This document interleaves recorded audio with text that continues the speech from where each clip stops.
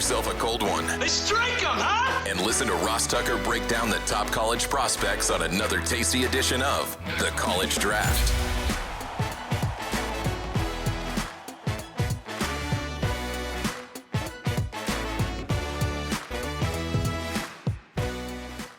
Oh, it's Daddy Soda time here on the College Draft Podcast, presented, of course, as always, by DraftKings. The crown is yours. At least my voice is a little bit better than it was earlier this morning on the Ross Tucker Football Podcast when Jack and I recorded that super early. Then I got a bike ride in.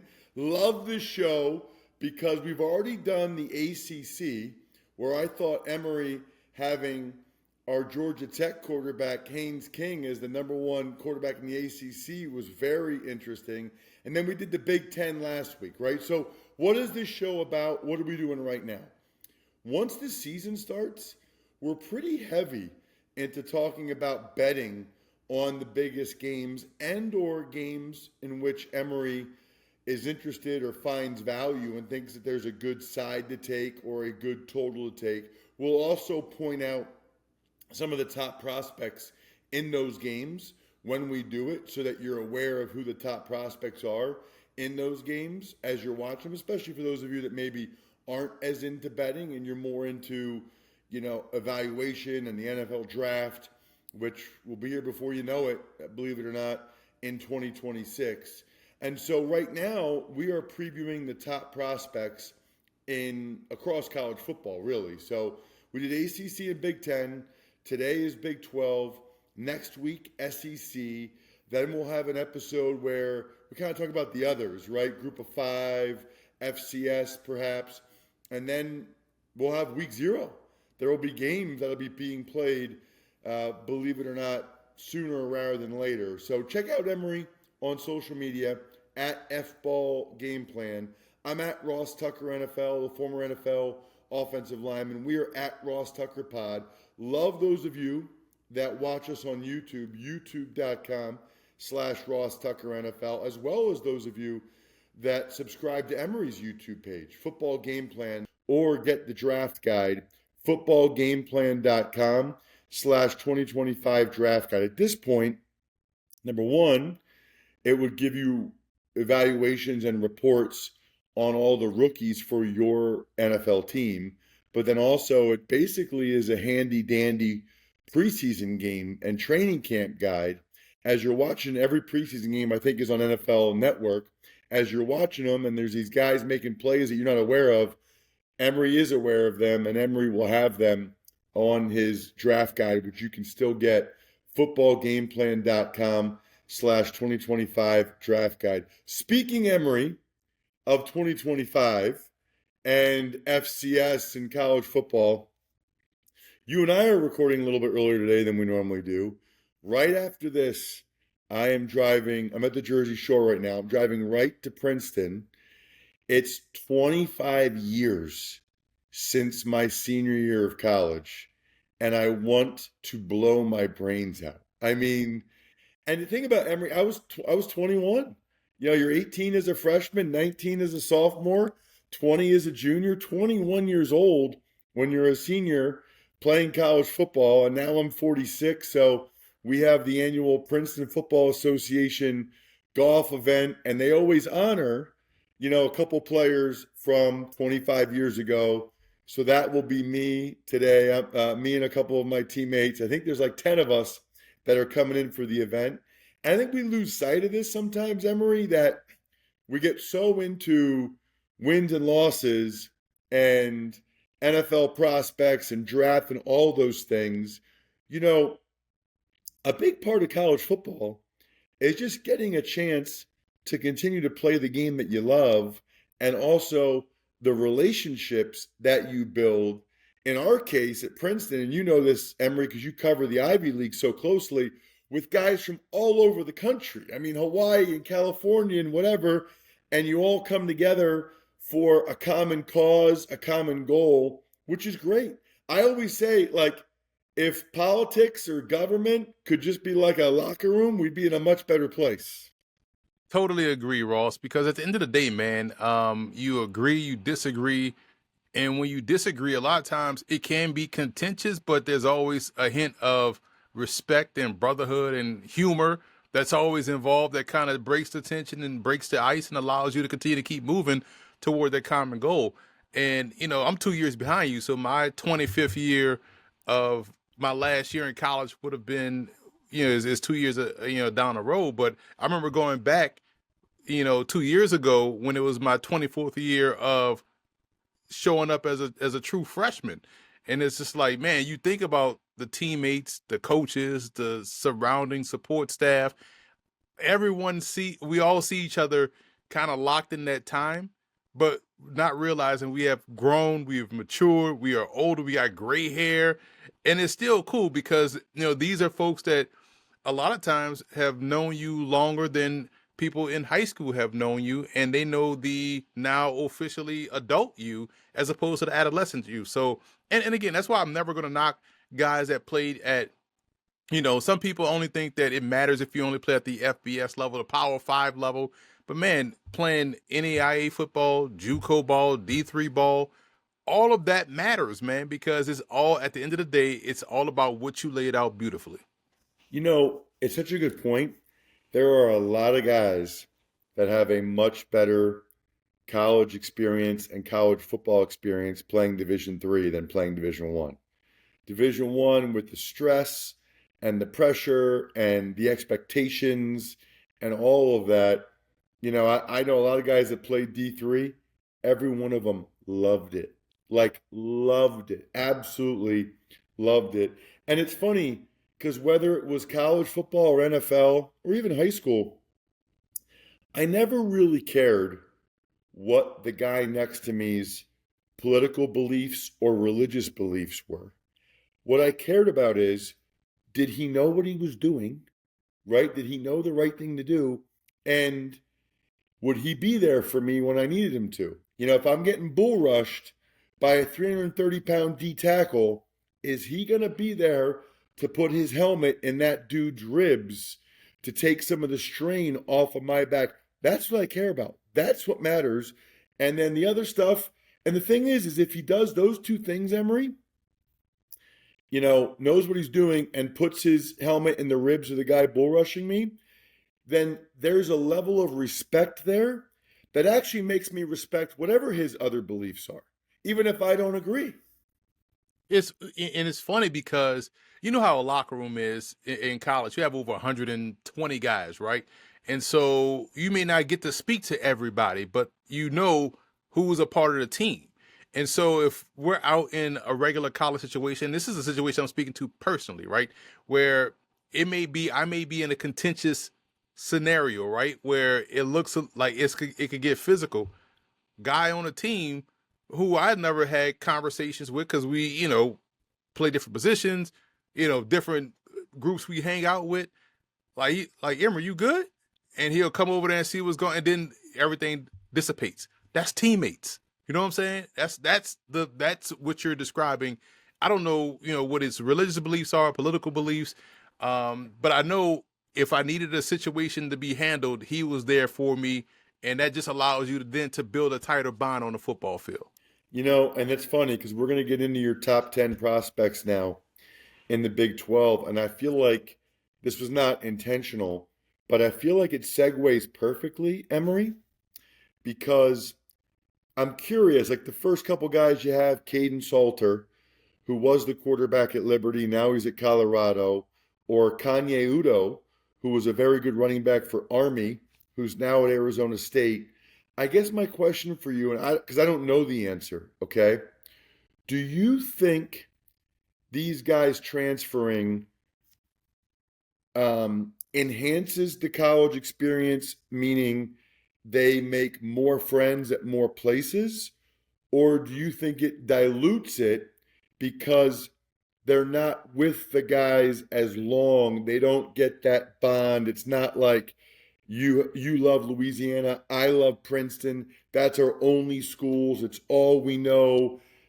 I really don't know the answer to that. And maybe it's different for different guys. I'm curious your opinion. It might be different for different guys, but just looking at it from a 10,000-foot level, I don't think it enhances their college experience. It may enhance their football experience, but not the collegiate experience, which is to that point, not just building with your teammates year in after year, going through the same things, watching guys around you consistently grow, get better. And then some graduate, you feel a loss, like, dang, so-and-so gone now. Like, this is my dude, right? But also the guys and girls on campus, like people that came in with you as a friend, that people you've probably taken some of the courses with throughout the same, major. And you like, damn, like so-and-so really a cool person.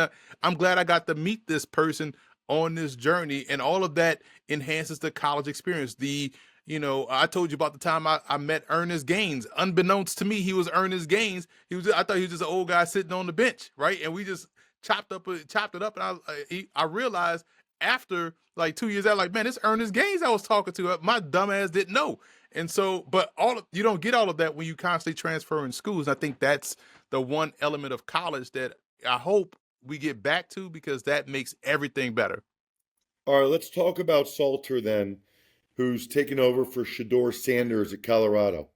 If Salters gets back to what we saw from him in 2023 at Liberty, when he had those guys in the New Year's Six bowl game against Oregon, I think they were undefeated that year, then Colorado is going to make the seamless transition, because he was one of my top 5 quarterbacks coming into 2024. So he didn't have the best year last season at Liberty, actually regressed some. So I'm excited to see how he does in his final season, because one, he has to if he wants to raise his draft stock, and two, you got to keep Julian Lewis off the field, because that's the hot shot freshman they recruited in.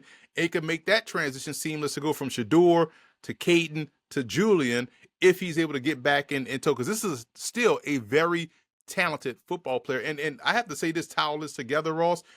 The Big 12 quarterbacks are really good, right? Because you have Kaidon Salter, we just talked about. Sawyer Robertson, if you watch how he plays, kind of has a little bit of Josh Allen to his game in terms of how he just takes off and runs and able to get the first down when a team needs a play to be made. He makes the play. You want to see him kind of bring his passing down to a more consistent level. You look at Jalon Daniels. We've talked about him for about, 17 years? He's been at Kansas this whole time, so he probably has that college experience we're talking about. But he's another one that finds a way to make a way. And then there's other draft-eligible prospects like your Avery Johnson, who I'm a big fan of, Rocco Becht, who I'm a big fan of, Iowa State, and then Avery Johnson's at Kansas State, Baron Morton, a senior at Texas Tech. This is a lot of good quarterbacks that we're seeing in the Big 12 that we won't even get into in this whole entire show. Don't go anywhere. Got to pay some bills real quick. Hope everybody had a tremendous weekend doing what I was doing, drinking beer, in particular, Labatt Blue Light. Absolutely delicious. And I don't know who came up with this program for that company. This is genius. Buy beer, get gear. Just buy Labatt anywhere, at a bar, distributor, whatever. Upload your receipt. You get points to get incredible, incredible merch. Love the cooler backpack that I have. Love the mini fridge. Rewards.labattusa.com is where it's at. Yeah, I might circle back on Daniels and Robertson, but I do want to talk about these two Arizona State skill kids, Kanye Udoh, who I've watched play a bunch, and Jordyn Tyson from Arizona State.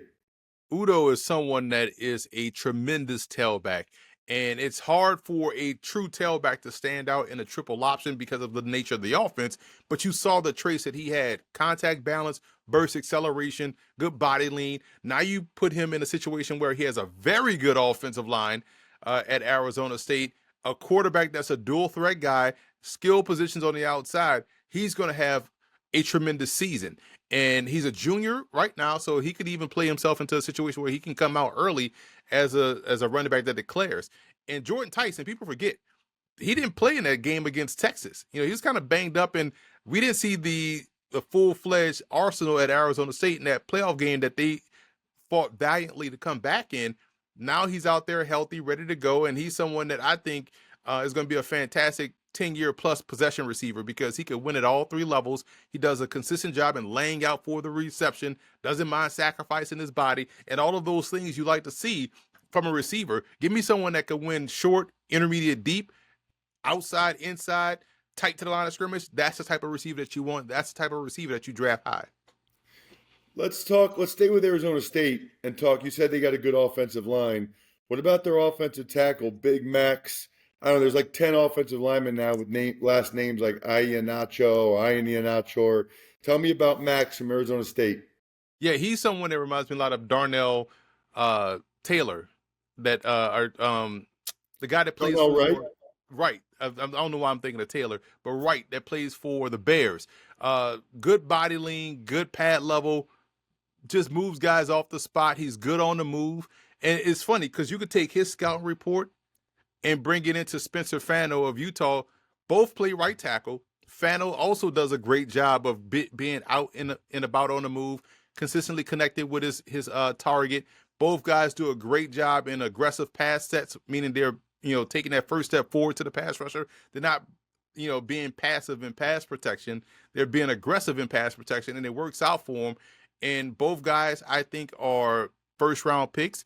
Iheanachor is someone that does a fantastic job in the run game. So does Fano. You would expect that coming out of Utah. But both of these offensive linemen, and again, that's why I think the Big 12 may get multiple teams in the postseason this year because of how many prospects. Again, this is only a 25-minute show, 30-minute show. We can't talk about all the prospects coming out the Big 12, because I know people will hit us up, Ross. How could you not mention this guy? How could you not mention that guy? Bro, we only got so much time. But these two tackles are phenomenal. Yeah, the other tackle, I was watching some clips. The other tackle for Utah is good too. I mean, they got a pair of good tackles there, due to Utes out there in Salt Lake City. What about Bud Clark, Emory, the safety from TCU? And Utah also has Damian Dampier transferring in at quarterback from New Mexico, who was phenomenal with the Lobos last year. So, again, another quarterback, right? But Bud Clark is a great safety prospect. We saw Trevor Morick and how he did at TCU. And then you have someone down the line like Bud Clark, who has great ball skills, can cover. I think that's underrated about what he brings to the table. He can get out there and cover one-on-one. He's patient when the ball is in the air. You would expect that from a free safety. Attacks the ball, and also does a good job in run support, filling the alley, blitz. He's asked to blitz. He's under control. So all of those things, he's checking boxes. He grades out almost at an elite level when you're talking about not many busts, not making mistakes, what he does to turn the ball or affect the game. That's Bud Clark out of TCU. Speaking of clips, Emory, I've seen multiple people posting about David Bailey, edge rusher from Texas Tech, and he has some legitimate juice off the edge. First thing in the scouting report that you have to look at when you're breaking down a David Bailey as a pass rusher, and this is the most important thing that folks need to understand when you're grading prospects and scouting prospects and being able to identify who's the dude. David Bailey has no gloves or no tape on his wrist, Ross. Sign me up. You know what I'm saying? Dude out there, raw, naked arm. That's how I know this dude cares about football. In basketball, they talk about when a guy has no haircut, his hair is all bushy and knotted up, and it's like, oh yeah, he been in the lab. Bailey just got out, got his pads, and went out there to the field. He'll need gloves, he'll need tape. I'm ready to rush the passer. And it shows up in how he rushes the passer. I love how he can win with strength. He has a one-arm stab that kind of stymies offensive lineman, and then he'll come back, and the lineman is expecting that one-arm bar. He fakes it, and is able to dip slightly underneath him and get the sack on the quarterback. He may not have the best bend, but how he gets there works for him. He's still able to get low enough to where he's dipping under the tackle, pursuing the ball, and making the play. He also has strong hands where he's going to lock you in and then read and disengage and go get the ball carrier too. So very good player transferring from Stanford going into the Big 12 at Texas Tech, who has now produced a couple of guys that can get out there and get after the quarterback. But I think he's going to shoot to the moon out there in Lubbock. Hopefully he doesn't, get caught up in the trappings of success and puts on gloves and tapes on his wrist. Like, nah, still go out there, naked arm, naked wrist, and go out there and ball out. Let's get to a couple more DBs, including cornerback DJ McKinney from Colorado. teach tape technician, Ross. When you talk about DJ McKinney and what he brings to the table, I'm talking about footwork, patience, eyes, hand discipline, ball skills, ball awareness. When we're talking about ball skills and awareness, skills is how you can attack the ball and, sometimes turn the ball over. Awareness is understanding where you are on the field, where the ball comes from, where the leverage is, and being able to play it that way, which ties into your ball skills. So McKinney looks like a pro corner already. Probably could have been a high first round pick last year. I don't know. But this is someone I think is going to go in the first round because of the technique. He's not, frazzled by the ball in the air. He doesn't panic. He plays under control. He's a man corner. And I say that in every sense of the word because he can go on either side of the field, kick down inside, off coverage, tight press coverage, and excel either way. Probably one of the more technically sound corners in this class. What about safety VJ Payne from K-State? Sign me up for any DB that plays at Kansas State because they are the most disciplined and they have some terrific instincts. And Payne will make a play in any facet of the game, whether it's in the run game, whether he's blitzing, whether he's making a one-handed interception or tipping the ball away or tracking down a ball carrier, showing the recovery speed and not giving up on the play. Those are the type of guys you win ball games with. Now, it is reported that he's gained some weight going into this season, which helps his longevity, I guess. But I love his ability to make plays and find me the playmaker. It may not look great on the stat sheet, but when the moment calls for it, guess who's making that play is Payne. Domonique Orange. Iowa State had a bunch of guys drafted last year, a couple of receivers, an offensive tackle by way of Princeton. What about Domonique Orange, the D tackle? It's funny because when we're talking about Iheanachor and Fano and now Orange, the one trait they all share is great body lean in terms of how they utilize leverage. And Orange does that consistently. So he's able to, quickly shock the offensive lineman, use his hands, throw the offensive lineman away as he's reading what's going on, or his quickness off the ball and leverage in conjunction with his leverage allows him to get into the backfield quickly and then read and diagnose what's going on and make the play. He is tough to move off the spot.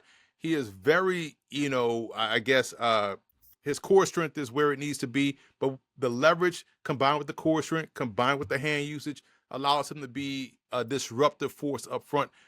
Another first round pick, Ross, and this guy can play any one of the techniques you want on the interior, right? He could be a 5 technique, he could be a shade, he could be a nose, he could be a power rushing 3.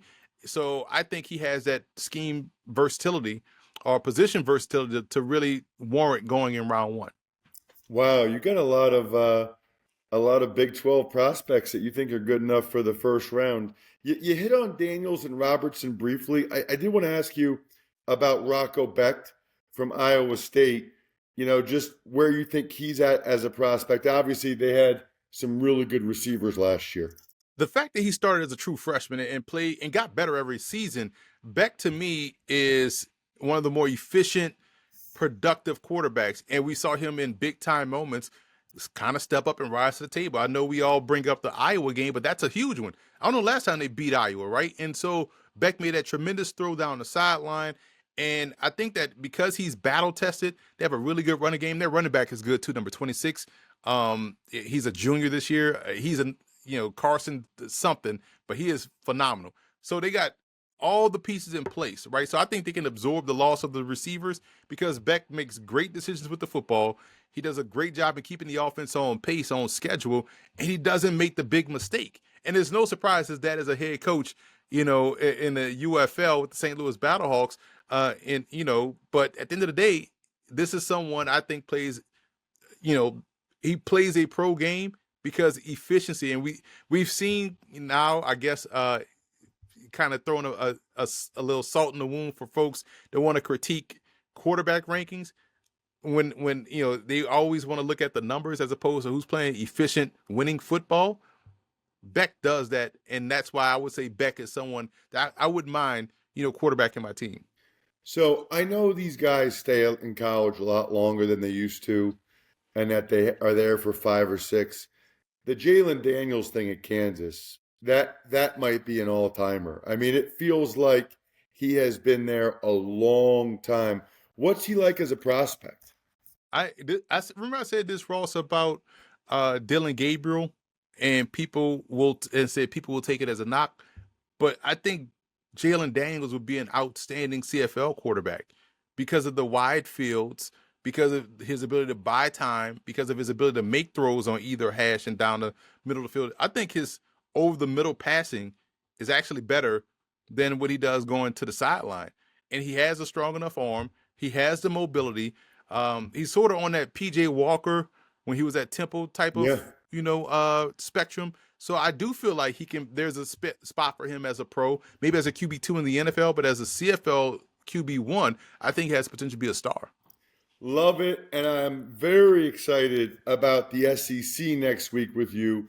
That should be a lot of fun. Always a ton of prospects there. Got to talk about Caden Proctor, that left tackle at Alabama.